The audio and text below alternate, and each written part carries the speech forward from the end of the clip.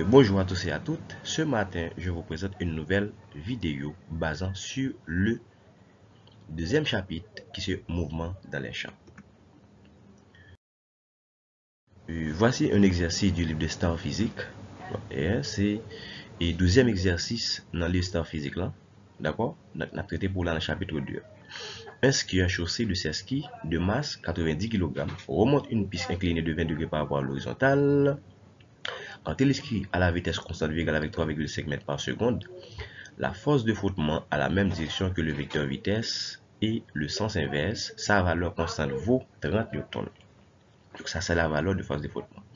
La direction de la pêche fait avec le plan incliné un angle de 60 degrés. Donc on va tout représenter dans le système. Nous dit représenter les forces exerçant sur le système.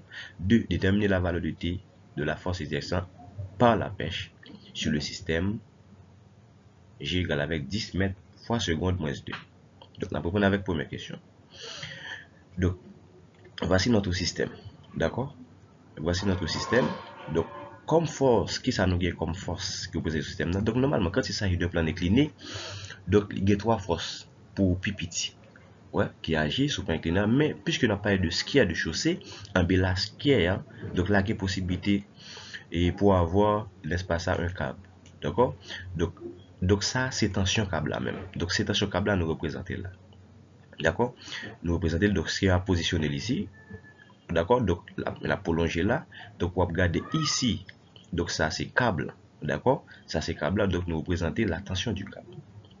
Donc nous dit et la direction de la pêche fait avec le plan incliné un angle de 60 degrés. Angle 60 degrés ça c'est le même que nous relais bêta. Donc angle ça c'est la direction de la pêche avec le plan incliné. Donc ça vaut 60 degrés. D'accord? Et nous avons l'autre angle encore qui fait par rapport à l'horizontale.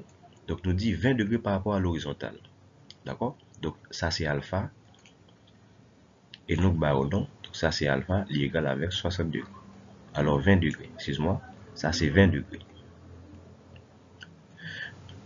Normalement, et pas oublier, plan incliné, hein? Donc il y a une réaction qu'il fait. D'accord? Puisque il y a une réaction qu'il fait, donc cette réaction s'appelle la réaction normale. Donc T c'est la tension du câble. Et puis, normalement, nous avons une force de frottement. La force de frottement, ça, c'est force qui est opposée avec sens mouvement. D'accord? Donc, puisque mouvement, c'est monter, alors normalement, c'est monter que n'a monté.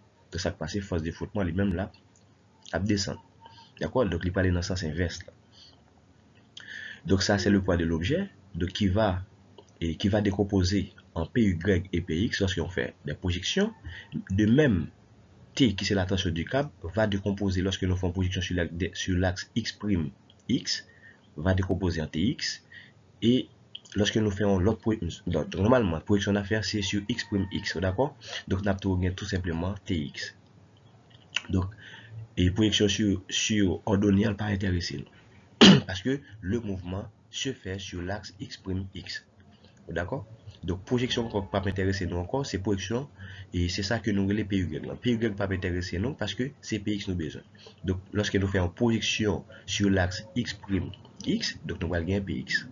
D'accord? C'est-à-dire, sous cette forme-là, nous allons gagner pour petit de force de frottement et puis PX. Donc, normalement, comme force, donc le système, il faut que nous définissions le système, c'est le skieur. Bilan des forces.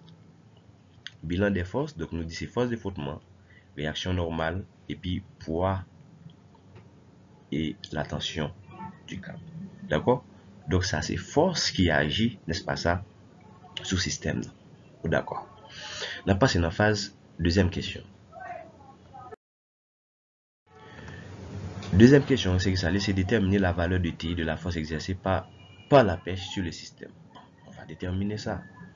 Donc on a tout considéré le système, non? Donc, pour nous faire ça, nous avons besoin que ça l'a fait, il faut faire des projections. D'accord? Et avant de faire des projections, qu'est-ce que ça nous suppose faire? Donc, on allait bien. Nous dit, dans l'exercice, la vitesse est constante. Donc, puisque la vitesse est constante, ça revient à quoi? Ça revient à un mouvement rectiligne uniforme. Donc, n'oubliez pas, un mouvement rectiligne uniforme, c'est un mouvement rectiligne uniforme, c'est un mouvement à vitesse constante. Donc, puisque la vitesse est constante, ça passe, nous dit, l'accélération est nulle. puisque l'accélération est nulle, il faut appliquer le principe d'inertie.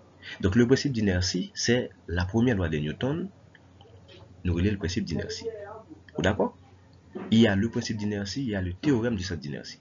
Le théorème du centre d'inertie, donc c'est la deuxième loi de Newton, nous relève le principe fondamental de la dynamique, nous relève deuxième loi de Newton, principe fondamental de la dynamique et le théorème du centre d'inertie. Donc ça c'est la deuxième loi de Newton. Donc puisque là en exercice ça nous avons une vitesse constante, donc l'accélération est nulle. Donc puisque l'accélération est nulle, donc ça va passer, donc nous sommes dans la première loi de Newton que nous relève le principe d'inertie. Donc nous dit la somme vectorielle des forces donc est égale au vecteur nul. Donc ça c'est la première loi de Newton, nous relève le principe d'inertie. Donc ouais, ça fait nous appliquer, donc c'est parce qu'on dit la vitesse est constante. D'accord? Aussi simple que ça. Donc, comme source force, ça nous gagne force de frottement, réaction normale, la tension et puis le poids qui est égal au vecteur nul. Parce que dit me fait somme force.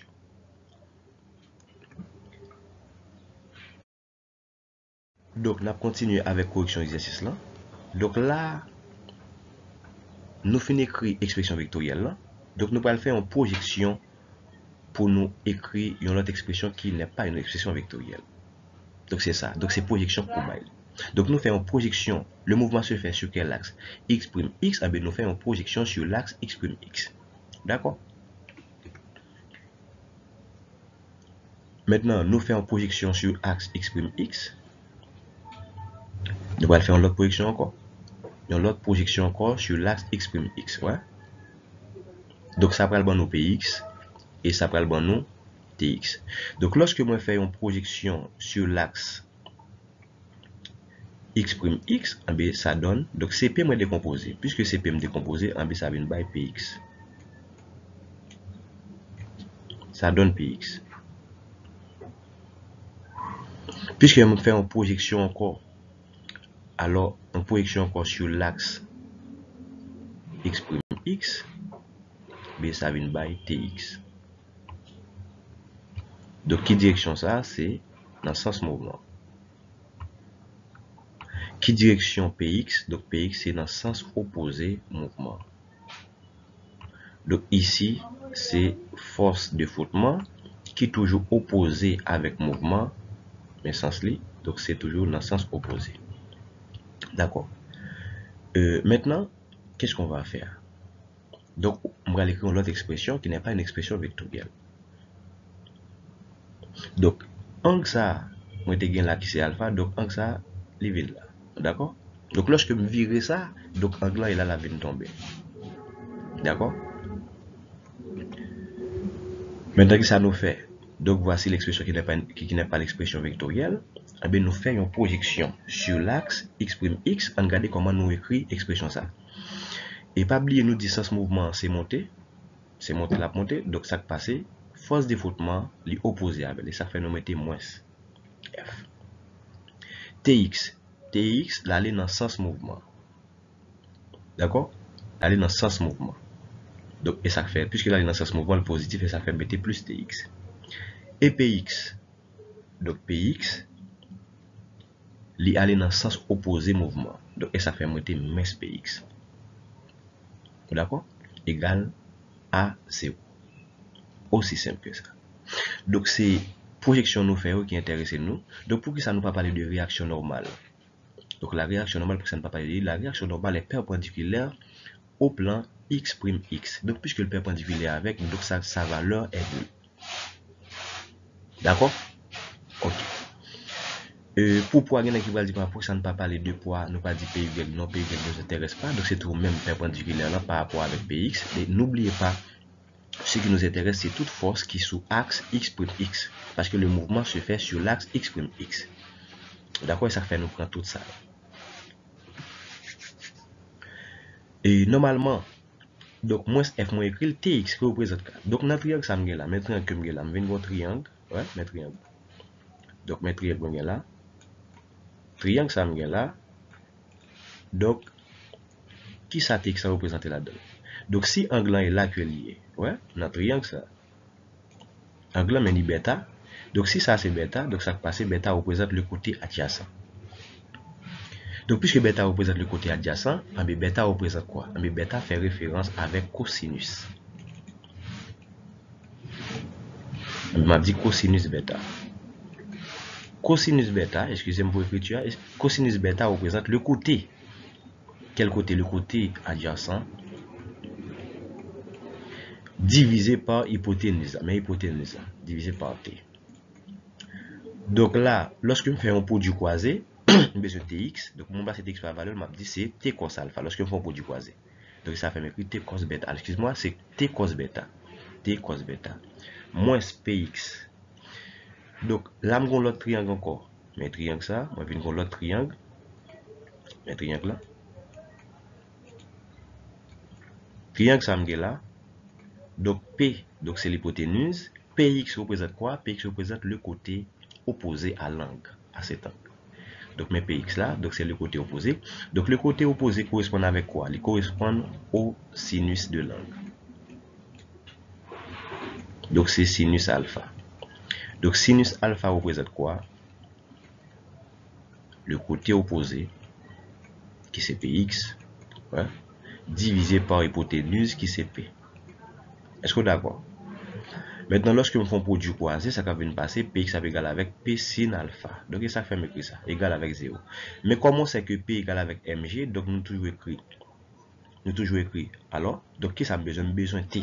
Donc, vraiment, donc la question, c'est déterminer la valeur de T. Donc, pour trouver la valeur de T, qu'est-ce qu'on doit faire? Moi, isoler T. Moi, dit T cos alpha, moi, isoler, et puis transposer l'autre bagaille. Donc, P sin alpha, l'était moins, il vient plus. Moins f, l'était moins, il vient plus. D'accord? Donc, lorsque je tire t, ça vient bas, la vient bon. P sin alpha plus g, alors plus f, divisé par cos bêta, parce que cos bêta est collé. Donc, normalement, P égale avec ça, m fois g, m fois g sin alpha plus f, divisé par cos bêta. Donc, nous continuons. Ça nous fait pour nous continuer. Donc, nous remplacer m par valeur, nous remplacer g par valeur, nous remplacer sin par valeur, nous remplacer f par valeur. Divisé, nous remplacer bêta par valeur. Valeur bêta c'était 60 degrés. Alpha c'était 20 degrés. Donc lorsque nous faisons division, ça multiplication plus 30, nous divisons par cos bêta, mais par cos 60 degrés. Mais qu'est-ce que ça va donner? Donc ça donne 6,76 newtons. Donc ça c'est le résultat final. Donc soit dans le livre star physique là, donc pour problème ça, encore pour exercice ça, donc lorsque vous traiter, vous chercher le résultat dans deux livres là. D'accord? Donc, on arrive à la fin de cette vidéo. Je vous dis à très bientôt pour une nouvelle vidéo.